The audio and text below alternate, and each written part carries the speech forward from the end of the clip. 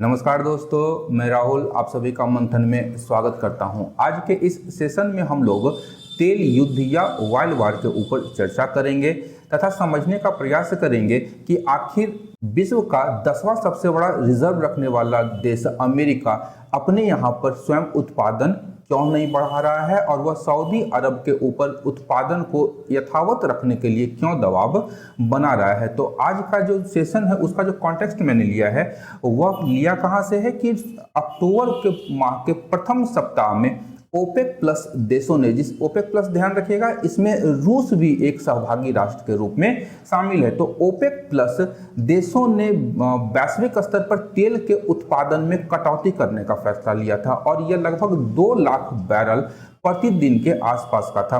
तो इस कटौती के उपरांत वैश्विक अर्थव्यवस्था में जहां तेल की कीमतों में बढ़ोतरी हो रही थी, लगातार उसमें बढ़ोतरी देखी जा रही है। यद्यपि यहां आगे बढ़ने से पहले हम लोग कुछ फैक्ट्स को देख लेंगे। तो सबसे पहला फैक्ट है कि विश्व में वर्तमान समय में जो सर्वाधिक तेल उत्पादक राष्ट्र है वह है संयुक्त राज्य अमेरिका। ध्यान रखिएगा, संयुक्त राज्य अमेरिका विश्व में सर्वाधिक सबसे ज्यादा तेल उत्पादन करने वाले राष्ट्रों की सूची में पहले स्थान पर है। वह संपूर्ण विश्व का 20% जो ऑयल है वह स्वयं उत्पादित करता है। वहीं हम लोग बात करें सऊदी अरेबिया की, तो सऊदी अरेबिया विश्व में दूसरे स्थान पर है तेल उत्पादन के मामले में और ये 2021 का डाटा है। यहाँ एक अन्य महत्वपूर्ण तथ्य है कि ये जो 10 देश हैं, यूनाइटेड स्टेट्स से लेकर के कुवैत तक, ये विश्व के कुल उत्पादन का 72% तेल ये 10 राष्ट्र अकेले कर लेते हैं। अब यहाँ पर यदि हम लोग देखें वर्तमान समय में विश्व में सर्वाधिक जो रिजर्व है वह किसके पास में है, तो सर्वाधिक रिजर्व हम लोग को दिखाई देगा वेनेजुएला के पास में। विश्व में वर्तमान समय में सर्वाधिक जो ऑयल रिजर्व है वो वेनेजुएला के पास में है। वहीं सऊदी अरेबिया इस मामले में दूसरे स्थान पर है, यानी कि उत्पादन और ऑयल के रिजर्व के मामले में सऊदी अरेबिया दूसरे स्थान पर है और संयुक्त राज्य अमेरिका 10वें स्थान पर है। संयुक्त राज्य अमेरिका 10वें स्थान पर है और सऊदी अरेबिया दूसरे स्थान पर है। पर यहाँ ध्यान रखने वाला एक तथ्य है कि या वेनेजुएला हो या आपका ईरान हो या फिर आपका रसिया हो, ये 3 कंट्री रसिया, ईरान और वेनेजुएला, इन तीनों पर अमेरिकी प्रतिबंधों के कारण वर्तमान समय में इनका जो क्रूड ऑयल है वह वैश्विक मार्केट में नहीं आ पा रहा है और पेट्रोलियम पदार्थों की जो वर्तमान मूल्य में अस्थिरता है इसका मूल कारण कहीं न कहीं वर्तमान में स्वयं यूएसए है, जिसने रसिया, ईरान और वेनेजुएला के ऊपर पे विभिन्न प्रकार के प्रतिबंध लगाए हुए हैं और जिसके कारण ये देश अपने क्रूड ऑयल का जो सप्लाई है वो वैश्विक बाजारों में नहीं कर पा रहे हैं। खैर, हम लोग आगे बढ़ते हैं अपने टॉपिक के ऊपर में। तो हाल ही में जो बाइडेन जो अमेरिकी राष्ट्रपति हैं, इन्होंने सऊदी अरेबिया की यात्रा की थी। यहाँ पर एक ध्यान देने योग्य तथ्य है कि सऊदी अरब की जो ये यात्रा थी यह काफ़ी आलोचना के घेरे में रही है। ध्यान रखिएगा कि जो बाइडेन जो अपने चुनाव प्रचार के दौरान मोहम्मद बिन सलमान जो सऊदी अरब के युवराज या कह लें कि ये शासन प्रमुख हैं सऊदी अरब के वर्तमान समय में, इनके मुखर आलोचक रहे थे। कारण क्या था कि एक पत्रकार की हत्या हुई थी तुर्की में, सऊदी अरब के दूतावास में। उन पत्रकार का नाम था जमाल खशोगी और जमाल खशोगी वाशिंगटन पोस्ट के लिए पत्रकारिता करते थे और एक जगह मोहम्मद बिन सलमान ने यह एक्सेप्ट किया था कि जमाल खशोगी की हत्या इनके कहने पे की गई थी। तो जमाल खशोगी की हत्या को लेकर के बहुत बड़े मुखर आलोचक रहे हैं जो बाइडेन मोहम्मद बिन सलमान के, और आलोचनाओं को दरकिनार करते हुए जो बाइडेन ने सऊदी अरब की ये वर्तमान यात्रा की थी। अब यहाँ पर इनकी जो यात्रा का मूल कारण था कि सऊदी अरेबिया को इस कन्विंस करना कि जो वर्तमान समय में आप लोगों ने तेल के दामों में, तेल के उत्पादन में जो कटौती की है उसे आप कुछ समय के लिए रोक दीजिए। और एक तरह से आप कह सकते हैं कि जो बाइडेन यहाँ पर मोहम्मद बिन सलमान को मनाने गए थे कि भैया आप जो है कुछ समय के लिए अपना जो तेल उत्पादन का जो कटौती करने का फैसला लिया है उसको कुछ समय के लिए टाल दीजिए। लेकिन जो बाइडेन जो है अपने मिशन में फेल हो गए और ओपेक राष्ट्र जो है 2 मिलियन बैरल पर डे जो तेल की में कटौती करने का जो फैसला किया था सऊदी अरेबिया उस पर स्थिर रहा।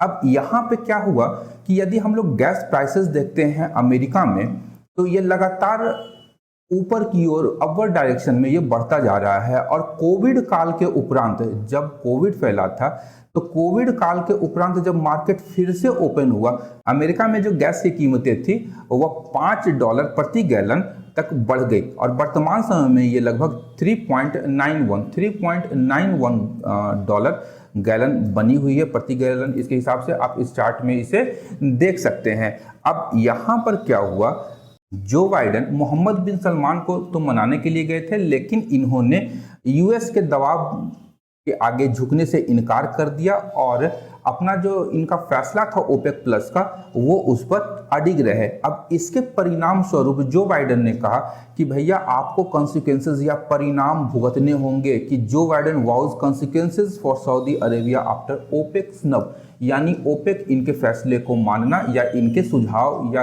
आप कह लीजिए रिक्वेस्ट को नहीं माना। इसीलिए जो बाइडेन खिसियाहट में बोल गए कि सऊदी अरेबिया को परिणाम भुगतना होगा।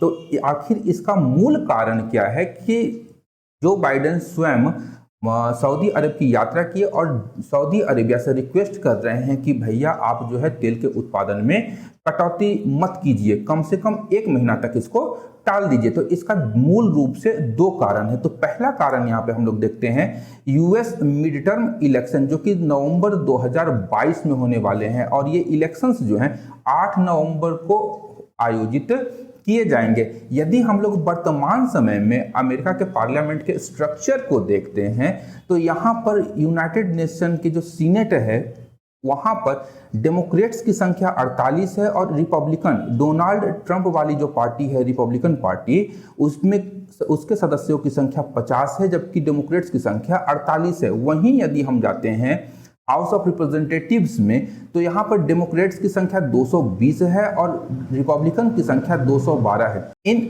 दोनों पार्टियों के मध्य ज्यादा का अंतर नहीं है, परंतु यहाँ एक तथ्य है, गौर करने वाली बात है कि वर्तमान समय में यदि हम लोग जो बाइडेन की अप्रूवल रेटिंग्स को देखें तो मध्य टर्म तक आते आते ये अपने न्यूनतम स्तर 41% पर पहुंच गई है। वर्तमान समय में जो बाइडेन की जो अप्रूवल रेटिंग्स है वह 41% है। वही हम लोग यदि इनके समकक्ष जो डोनाल्ड ट्रंप या बराक ओबामा की इसी समय की अप्रूवल रेटिंग देखते हैं तो ये इनसे ऊपर थे।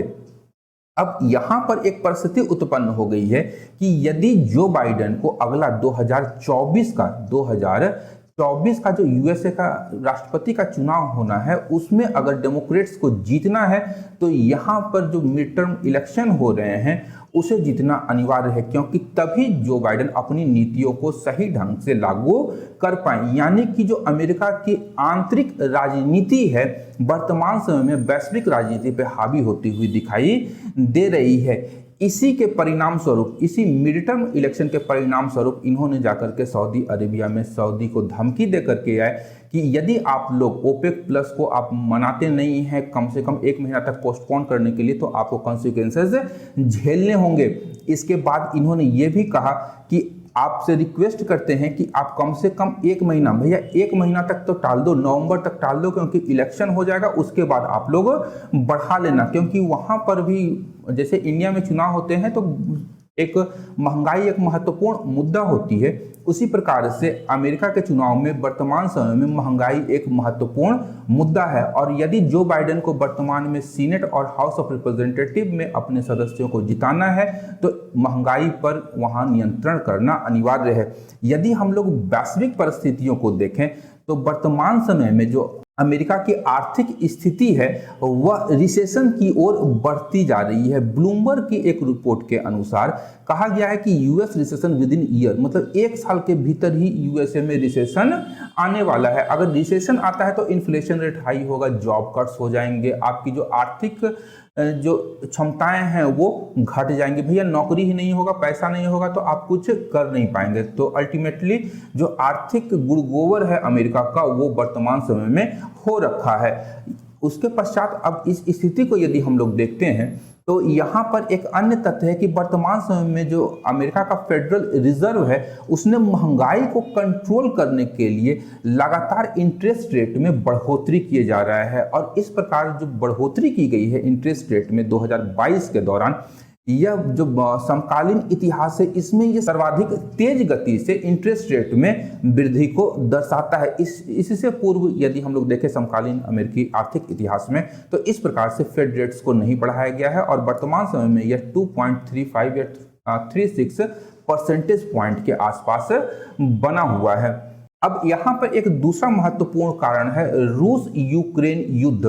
तो यहाँ हम लोग जानते हैं कि रूस यूक्रेन युद्ध में अमेरिका जो है अपने नाटो सहयोगी देशों के साथ में यूक्रेन को सपोर्ट कर रहा है। ध्यान रखिएगा, यूक्रेन को अमेरिका नाटो के साथ में सहयोग कर रहा है, लेकिन आईएमएफ का रिपोर्ट है कि इस युद्ध के परिणाम स्वरूप जर्मनी और इटली, ये दो देश जर्मनी और इटली, ये 2023 में यहाँ पर रिसेशन आने वाला है। अमेरिका में विद इन ईयर आ जाएगा और जर्मनी और इटली 2023 में रिसेशन में चले जाएंगे। इसका जो प्रमुख कारण बताया गया है आईएमएफ के द्वारा, वह बताया गया है गैस सप्लाई जो रशिया के द्वारा काटी गई है उसके कारण यहाँ पर रिसेशन आ जाएगा।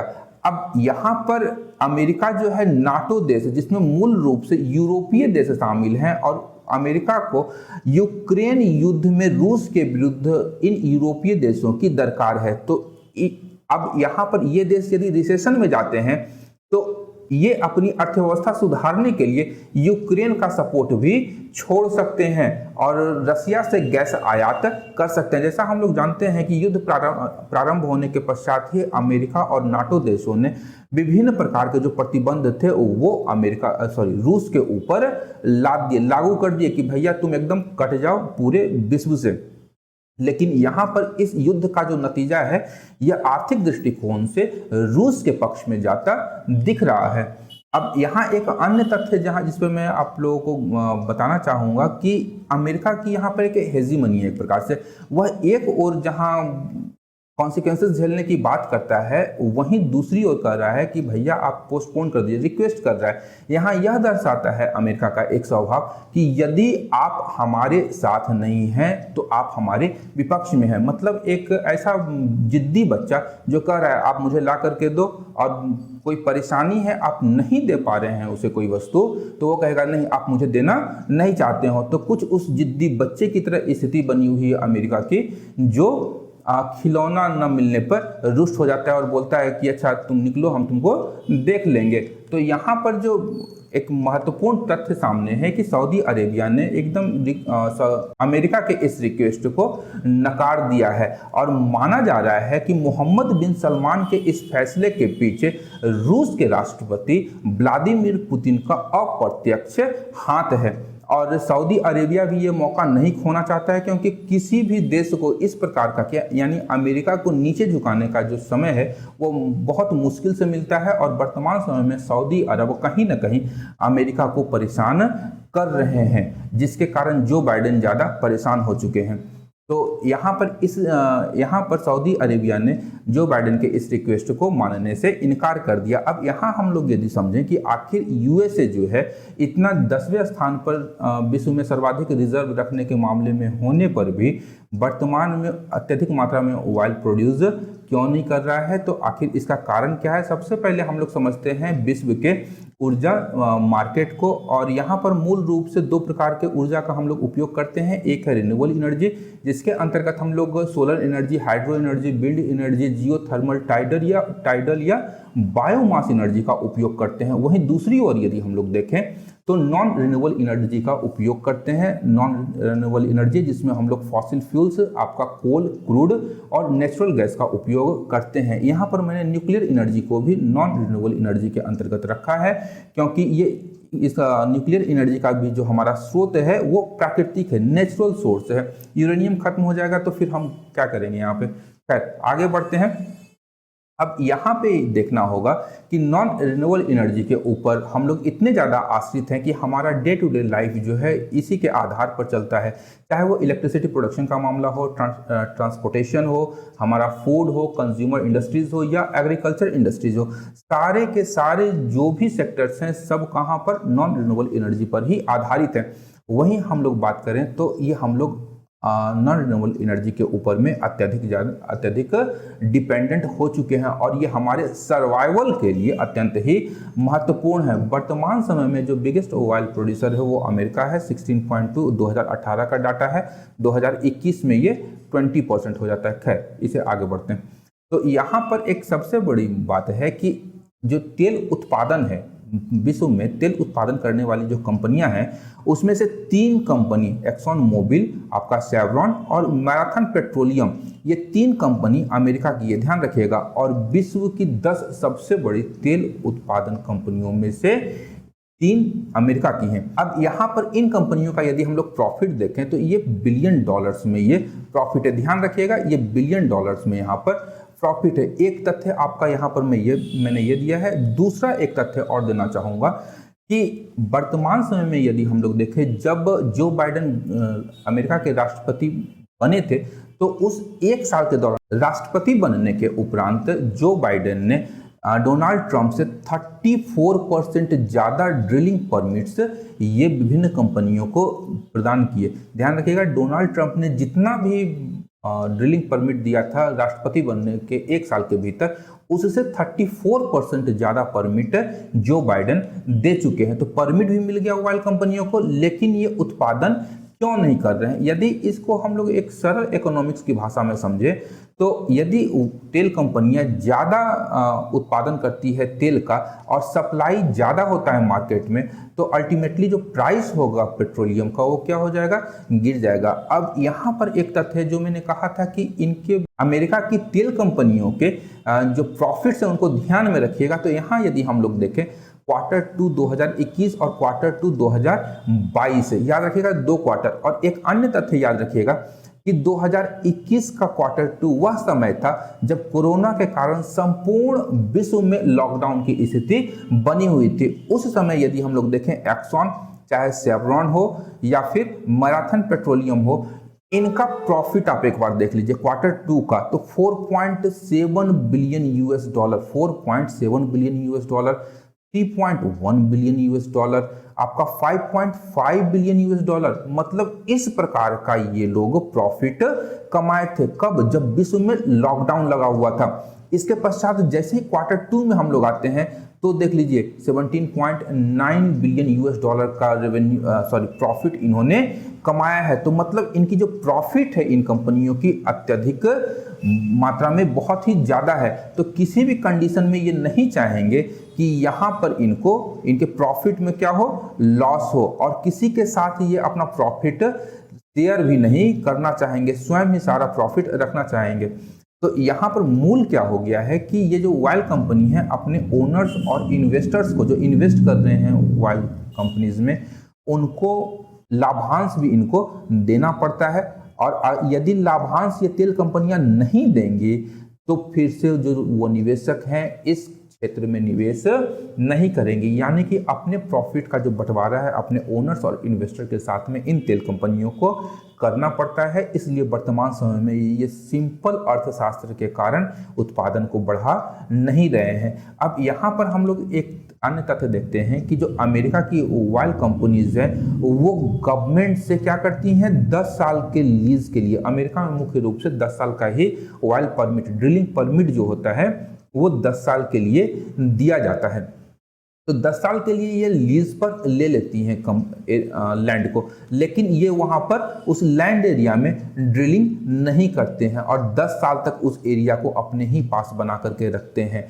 अगर ये लोग नहीं लेंगे तो कोई दूसरा व्यक्ति या दूसरी कंपनी यदि उस लैंड एरिया को लेकर के वहाँ पर ड्रिलिंग करेगी तो मार्केट में सप्लाई क्या हो जाएगा? बहुत ज़्यादा हो जाएगा, जिससे प्राइस कम हो जाएगा और इनका जो प्रॉफिट है वो कम हो जाएगा। अब यहाँ पर जब ये उत्पादन नहीं कर रहे हैं तो सरकार, अमेरिका की जो सरकार है, एक अन्य काम कर सकती है। उनके लिए एक केस हो सकता है कि वे छोटी छोटी कंपनियों को क्या करे, पोर्शन में लैंड को अलॉट कर दे, परमिट कर दे कि भैया आप यहाँ पे उत्पादन कीजिए। लेकिन इससे क्या होगा कि मार्केट में जो कंपटीशन है वो बढ़ जाएगा और जो प्रॉफिट है, यदि $100 का प्रॉफिट हो रहा है तो ये 4 अलग अलग कंपनियों में बढ़ जाएगा और ये कंपनीज जो हैं अपने प्रॉफिट को किसी दूसरी कंपनी के साथ में शेयर नहीं करना चाहती हैं। अब दूसरी कंपनी के साथ में जब ये शेयर नहीं करेंगे तो ये करेंगे क्या? तो ये उस अनयूज्ड लैंड पर तो सबसे पहले ड्रिलिंग करेंगे नहीं, सप्लाई क्योंकि इंक्रीज हो जाएगा। तो ये लोग वहाँ पर लॉबिंग का काम करते हैं, लॉबिंग का काम करेंगे और इस लॉबिंग के द्वारा ये लॉबिस्ट सरकार के ऊपर या तो कह लें दबाव बना लेते हैं या सरकार को इसके लिए मना लेते हैं कि दूसरी कंपनियों को जो ड्रिलिंग परमिट है वो प्रदान न की जाए। इसके अतिरिक्त जो ऑयल और नेचुरल गैस इंडस्ट्रीज है उसमें जो इन्वेस्टमेंट करना पड़ता है वो बहुत ही ज़्यादा इन्वेस्टमेंट होता है तथा ये टाइम टेकिंग इन्वेस्टमेंट है। प्रत्येक बिजनेसमैन इस क्षेत्र में इन्वेस्ट नहीं करते हैं। अब यहाँ हम लोग रूस यूक्रेन युद्ध को यदि हम लोग समझते हैं तो उसके पश्चात रसिया के ऊपर यूनाइटेड स्टेट्स तथा नाटो ने विभिन्न प्रकार के प्रतिबंध लगा दिए, जिसके कारण न केवल क्रूड ऑयल जिसमें 33% की बढ़ोतरी वर्ल्ड मार्केट में हो गई, इस प्रतिबंधों के कारण फूड प्राइसेस में भी बढ़ोतरी हो गई और शिपिंग प्राइसेस जो थे वो भी ज़्यादा बढ़ गए। तो वर्तमान समय में यदि हम लोग देखें तो इन प्रतिबंधों के कारण जो वर्तमान वैश्विक अर्थव्यवस्था है वह एक अनिश्चितता की ओर बढ़ती हुई दिखाई दे रही है। तो इस समय कोई भी नया इन्वेस्टर जो होगा वो ऑयल और कंपनियों में इन्वेस्टमेंट नहीं करेगा। अब यदि पेट्रोलियम प्राइसेस में जो बढ़ोतरी हो रही है उसका अंकगणित यदि हम लोग समझने का प्रयास करें तो इस बढ़ोतरी के कारण ट्रांसपोर्टेशन कॉस्ट में वृद्धि हो जाएगी, जिसके कारण जो हमारा किराया है, फ्रेट चार्जेस जो है उसमें बढ़ोतरी होगी, कमोडिटी प्राइसेस में बढ़ोतरी होगी, इसके कारण जिसके परिणाम स्वरूप जो इन्फ्लेशन है उसमें बढ़ोतरी हो जाएगी। जब इन्फ्लेशन या मुद्रास्फीति में बढ़ोतरी होगी तो स्थानीय जो केंद्रीय बैंक है वो इंटरेस्ट रेट को इंक्रीज कर दें ताकि उस देश का जो इन्फ्लेशन रेट है उसको काबू में रखा जा सके। अब जैसे ही इंटरेस्ट रेट हाइक होगा लोग लोन लेना कम कर देंगे, जिससे जो कंज्यूमर का जो परचेजिंग पावर है वो परचेजिंग पावर घट जाएगा और अर्थव्यवस्था रिसेशन में चली जाएगी। ध्यान रखिएगा कि ये पूरा गणित है पेट्रोलियम प्राइसेस का कि किस प्रकार से कि पेट्रोलियम प्राइसेस की कीमतों में वृद्धि होती है तो रिसेशन आ जाएगा। अब यहाँ हम लोग वर्तमान ग्लोबल एनर्जी शॉर्टेज को देखें तो इसे हम लोग रीजन 3 कहेंगे।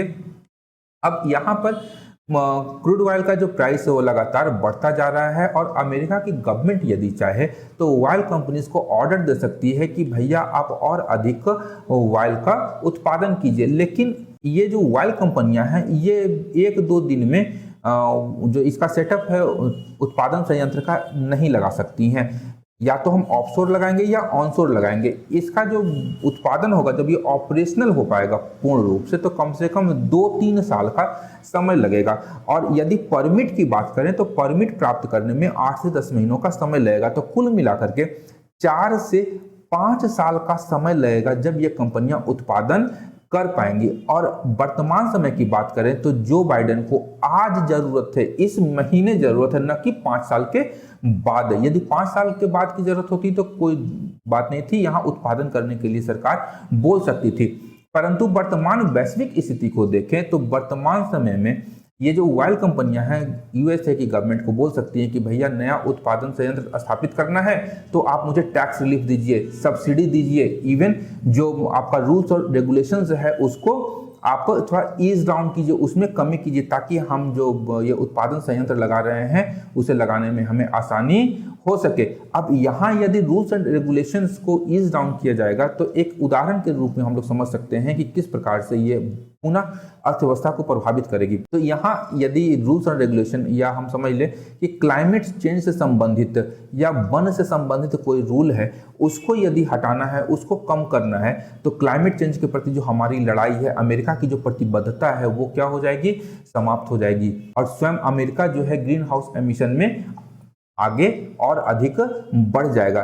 तो यहाँ पर अमेरिका की हिपोक्रेसी आएगी कि एक जगह आप दूसरे देशों को सुझाव देते हैं कि आप वन और जो पर्यावरण कानून है उसको और कड़ा कीजिए, दूसरी ओर अपने फायदे के लिए आप क्या कर रहे हैं कि जो वन और पर्यावरण कानून है उसमें उत्पादक जो उद्योगपति हैं उनको और सुविधा देने का प्रयास कर रहे हैं। अब यहाँ चौथा एक रीज़न होता है कि किसी भी गवर्नमेंट के लिए हर चीज़ ब्लैक एंड व्हाइट में नहीं होती है। ध्यान रखिएगा कि एक और जहाँ जो सरकारें होती हैं चाहे वो अमेरिका की हो या किसी भी देश की, उन्हें बिग प्राइवेट कॉरपोरेशंस का सहयोग उनको चाहिए होता है।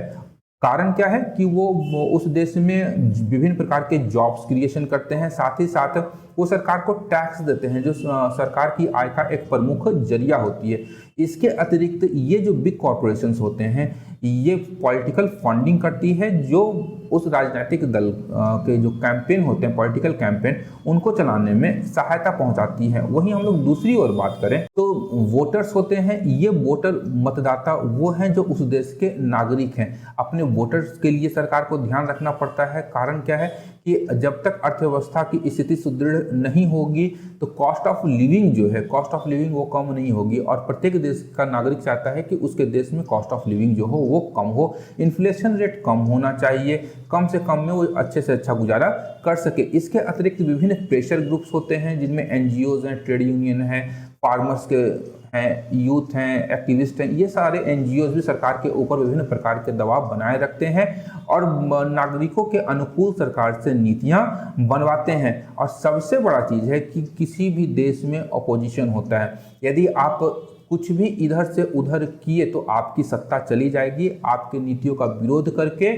जो आपका अपोजिशन है सत्ता पर अधिकार कर लेता है। तो यहाँ पर यदि हम लोग देखते हैं कि किसी पार्टी को पॉलिटिकल एग्जिस्टेंस बचाने के लिए उन्हें एक ग्रे शेड या ग्रे कलर का सहारा लेना पड़ता है। आपको बिग कॉर्पोरेट की बात भी सुननी पड़ेगी, अपने मतदाताओं की बात भी सुननी पड़ेगी, ताकि आपकी अपनी सत्ता बनी रहे।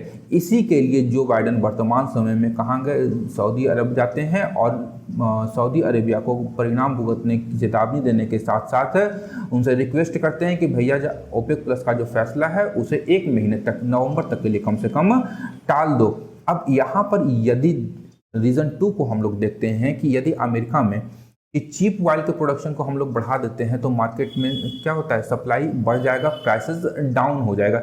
तो हमारी जो निर्भरता है फॉसिल फ्यूल के ऊपर में वो बहुत ज़्यादा बढ़ जाएगी। और क्लाइमेट चेंज के प्रति जो वर्तमान समय में हमारी लड़ाई हो रही है वो सबसे ज़्यादा प्रभावित होती यहाँ पर दिखाई दे रही है। तो जो गोल हैं SDG 2030 के वो हम लोग अचीव नहीं कर पाएंगे, और जो हमारा पेरिस समझौता है 1.5 डिग्री का वह पहुंच से दूर होता दिखाई दे रहा है। उसके अतिरिक्त यदि हम लोग बात करें वर्ल्ड मार्केट में नॉन रिन्यूएबल एनर्जी सोर्सेज की, तो मूल रूप से ये फॉसिल फ्यूल आधारित होते हैं। और फॉसिल फ्यूल जो है हम लोग नीचे पृथ्वी के क्रस्ट से निकालते हैं और इसके जो रिसोर्सेज हैं वो काफ़ी लिमिटेड हैं।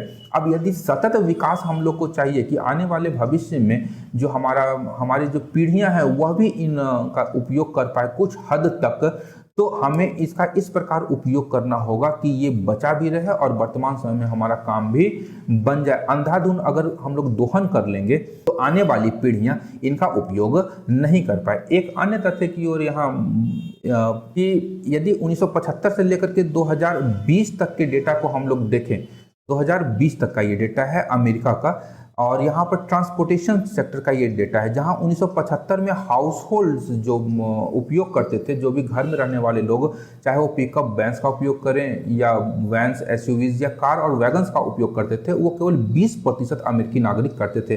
जो वर्तमान समय में लगभग 67% प्राइवेट ट्रांसपोर्टेशन व्हीकल का उपयोग अमेरिका में कर रहे हैं। तो कहीं ना कहीं ये जो ग्राफ है दिखा रहा है अमेरिका में जो फॉसिल फ्यूल है उसका उपयोग किस तेजी से पिछले 40-45 सालों की अवधि में बढ़ा है। अब अगर एनर्जी यूज़ की हम लोग बात करें यूएसए में, तो ट्रांसपोर्टेशन सेक्टर जो है यूएसए का वो टोटल यूएस एनर्जी यूज़ का 28% यूज़ कर लेता है अकेला। ध्यान रखिएगा 28% यूज़ करता है।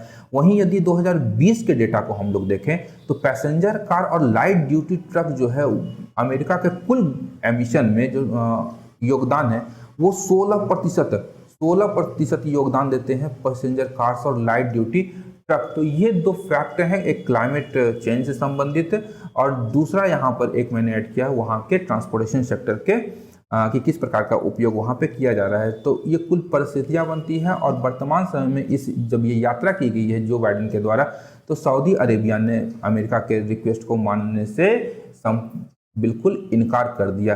तो उम्मीद करता हूं कि आज का जो ये सेशन था आप लोगों को पसंद आया होगा और आपकी तैयारियों में सहायक भूमिका इसने अदा की होगी। इस सेशन को आप अपने दोस्तों के साथ भी शेयर कर सकते हैं। साथ ही साथ आपको इस सेशन से संबंधित किसी भी प्रकार का प्रश्न है या आपके विचार हैं तो आप अपने कमेंट बॉक्स में आप इसे डाल सकते हैं। अंत तक देखने के लिए धन्यवाद। देखते रहिए मंथन, क्योंकि मैं इस प्रकार के वीडियोज़ लाता रहता हूँ। Thank you.